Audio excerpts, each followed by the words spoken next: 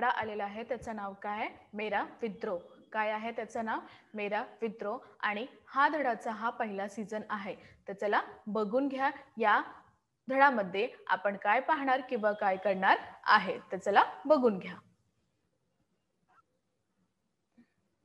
बघा, पहिले आपण बघणार आहे कवित्री यांचा परिचय. काय बघणार आहे? कवित्री यांचा परिचय आणि गद्य संबंधी बघणार आहे. तर चला बघून घ्या. परिचय. जन्म 1943 वाराणसी उत्तर प्रदेश. यांचा जन्म कधी झालाय? 1943 मध्ये. आणि कुठे? उत्तर प्रदेश यातून झालेला आहे. परिचय. समकालीन व्यंग्य एवं कथा साहित्य में अपनी विशिष्ट भूमिका और महत्व रखने वाली सूर्यबाला जी ने अभी तक 150 से अधिक कहानियां, उपन्यास और हास्य व्यंग्य संबंधित रचनाएं का लेखन कार्य किया है. जे सूर्यबाला आहे ते आतापर्यंत जिवंत आहेत आणि यांनी काय केलेले आहे बघा.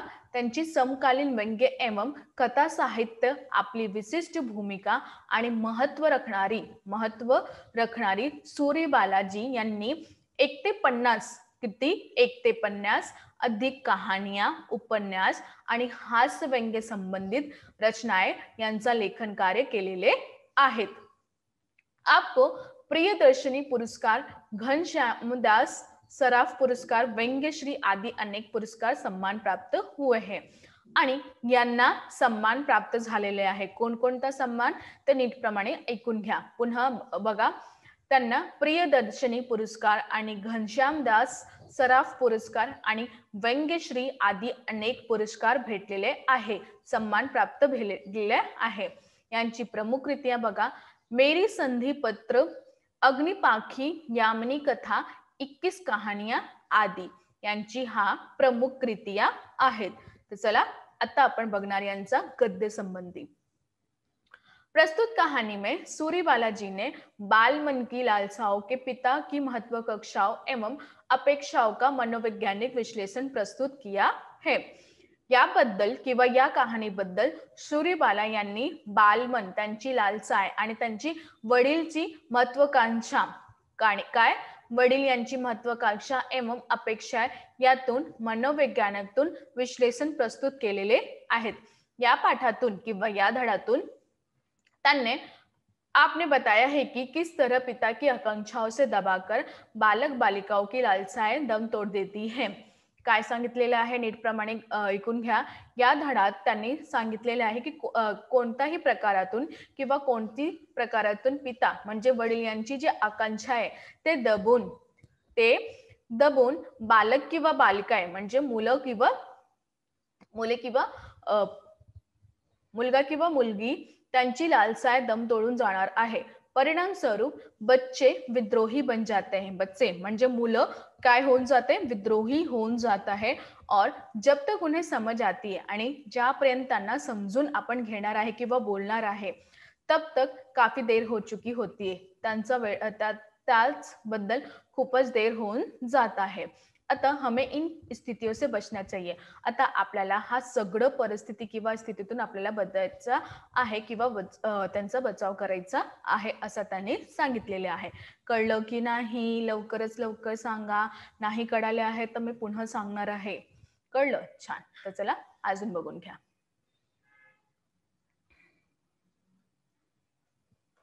बघा, आता तुमच्या धड्याचा सुरुवात इथे झालेला आहे. बघा, किवाड़ धीरे से सरकार कर, दबे पाव घर में दाखिल होने की कोशिश करता हूं.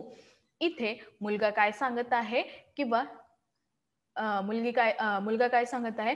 किवाड़ जे दरवाजा आहे त्यांना धीर म्हणजे हळू सरकरून दबे पावत म्हणजे एकदम हळू पावातून किंवा पेरातून मी घरातून दाखल होण्याचा प्रयत्न करत होता. काय करत होता? प्रयत्न किंवा कोशिश करत होता.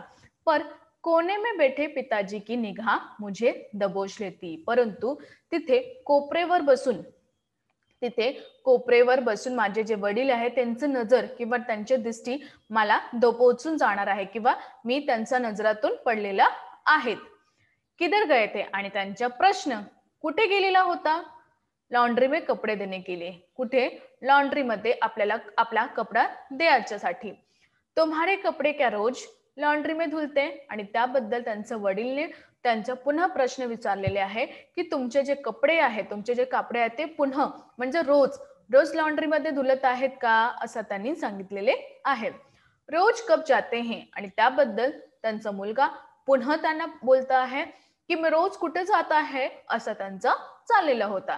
कसं ना तुमच्या घरात पण तुम्ही बघतात की जे आपल्या भाऊ होते किंवा आपण जसं होतं ना त्याबद्दल जे आपले वडील होते ना ते आपल्याला पुन्हा पुन्हा काही ना काही विचारत असतात.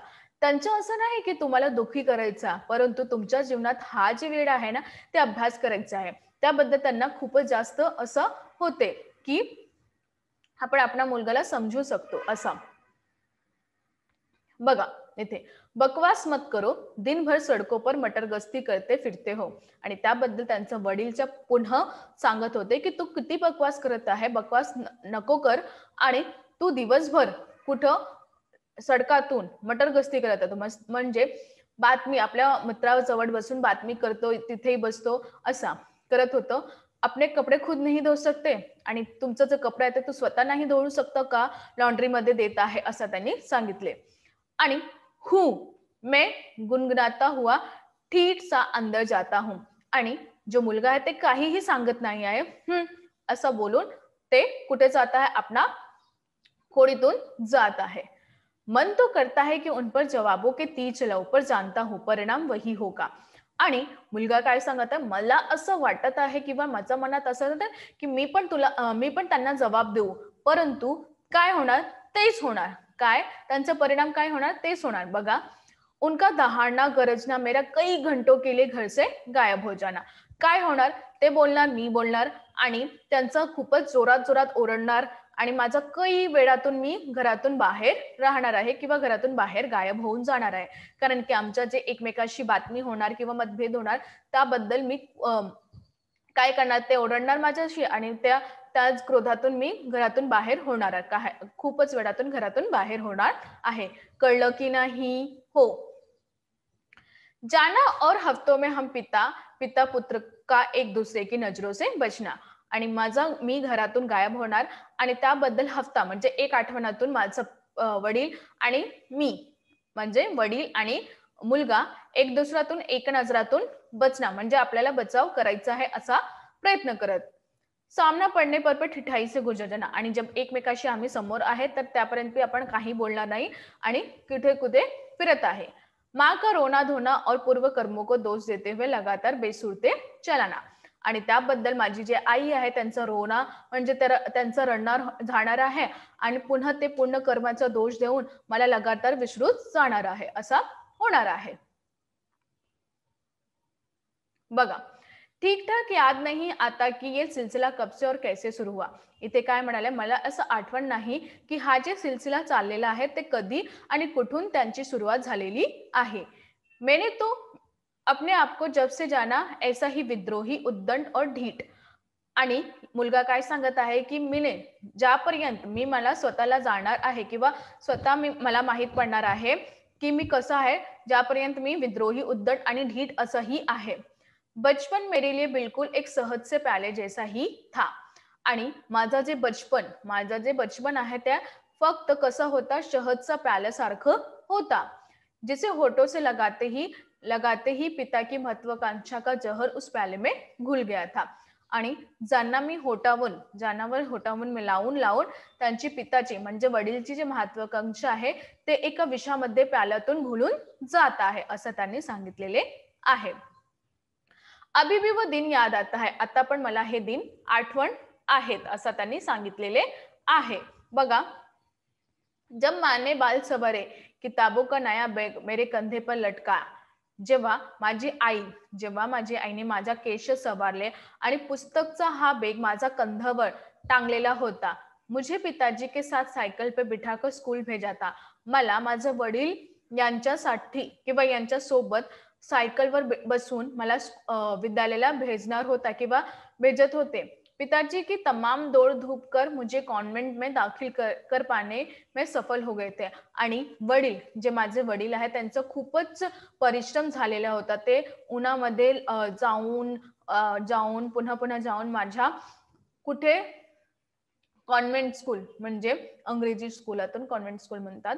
कॉन्व्हेंट स्कूलमध्ये माझा दाखला झालेला होता. त्याबद्दल त्या सफल झालेले होते. अजून काय बघून घ्या. मैं अंग्रेजी माध्यम से पढ़ने लगा आणि त्यानंतर मी अंग्रेजी माध्यमातून अभ्यास करायला सुरुवात झालेले होते. घर में पूरी तौर से हिंदी वातावरण, क्लास के जिन बच्चों के घरेलू माहौल भी अंग्रेजी से युक्त थे आणि घरातून माझं पूर्ण हिंदी वातावरण होता आणि क्लासवर ज्या बच्चा तो घरेलू माहौल अंग्रेजीतून युक्त आहेत उन पर ही शिक्षिकाओं की शाबाशी के टोकरे उछालती है.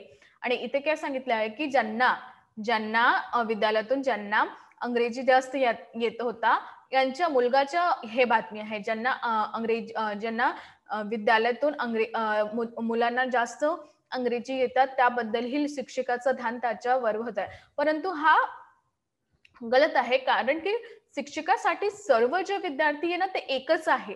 असं नाही की त्यांना हे करायचं. हा, जे सर्वश्रेष्ठ महत्वाची आहे किंवा सर्वश्रेष्ठ महत्वाची काय गोष्टी आहे की ज्यांना सगळं येतात ना त्यावर ना शिक्षक कमी ध्यान देते. मला असं वाटत आहे, मी शिक्षिका आहे, मला असं वाटत आहे की कमी ध्यान द्या.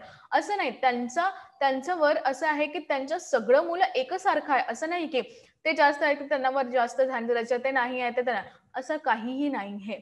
तर याबद्दल इथे मुलगा सांगितलेले आहे की ज्यांना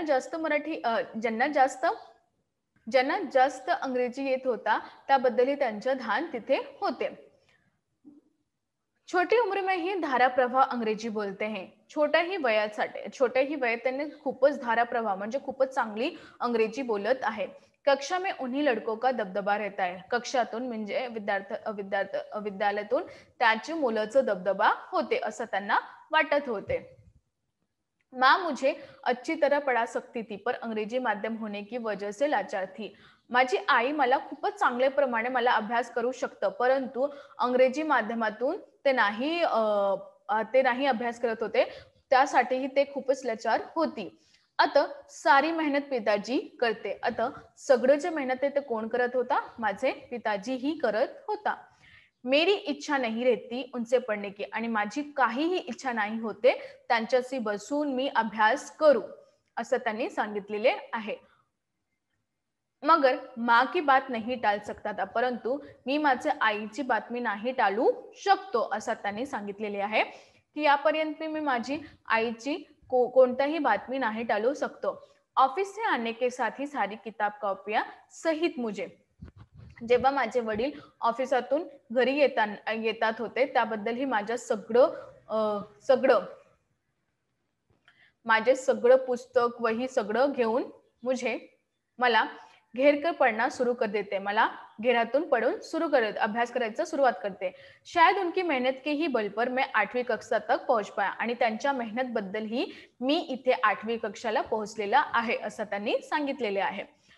एक बार पूरी क्लास पिकनिक जा रही थी. पिताजी ने मना किया आणि एकदा माझी पूरी क्लास कुठे जात होते? पिकनिकला जात होती आणि त्याबद्दल माझे वडीलने नाही सांगितले की तुला नाही जायचं आहे. मेरे जिद करने पर माँ और पिताजी में झिकझिक होने लगी आणि जेव्हा मी जिद करत होता त्याबद्दल माझे वडील किंवा आई बरोबर झिकझिक झालेली होती. मैं अड़ा ही रहा. त्याबद्दल भी मी खूपच अडलेला होता की मला पिकनिक जायचं आहे. परिणाम स्वरूप पहिले समझाया, धमकाया और डाटा. परिणाम स्वरूप पहिले माझ्या वडीलने मला समजून घेतले किंवा त्यानंतर धमकी पण दिले आणि त्याबद्दल मला ओरडले पण. और सबसे आखिरी में 2 चाटे लगाकर नालायक करार दिया गया. आणि त्याबद्दल सर्वश्रेष्ठ आखरी बद्दल त्यांनी काय केले की मला 2 चाटे दिले आणि नालायक सांगून सांगितले. बडा क्रोधित हुआ आणि त्याबद्दल मला खूपच क्रोध आलेला होता की हा काय बोलत आहे मला. कभी डोनेशन या सालाना जलसे आदि के लिए चंदे वगैरह की. आणि जेव्हा कधीही डोनेशन किंवा सालाना जलसे यामध्ये मी कधीही चंदे वगैरे घेत होता तर इथे आपण काय शिकलो? आपण शिकलो की जे आपले वडील आहे ना ते कधीही आपलं नुकसान नाही करत आहे. आपल्यासाठी ते खूपच परिश्रम करते. पण कसं होतंय ना, की जेव्हा त्यांनी काहीही क्षणातून आपल्याला काही कामातून आपल्याला मना करते ना, तर त्यापर्यंत आपण असं वाटते, की का आपल्यासाठी हे सगळं करतं. परंतु ते खूपच मेहनत करत आहे आपल्यासाठी आणि त्याबद्दलही आपण इथे बसलेला आहे आणि बिना फिकर करून ते सगळं करत आहे आणि याला आपल्याला समजायचं आहे, की त्यांनी आपल्यासाठी खूपच केलेलं आहे. आता आपली वेळ आहे, की त्यांच्यासाठी आपल्याला करायचं आहे. कळलं? हो. धन्यवाद.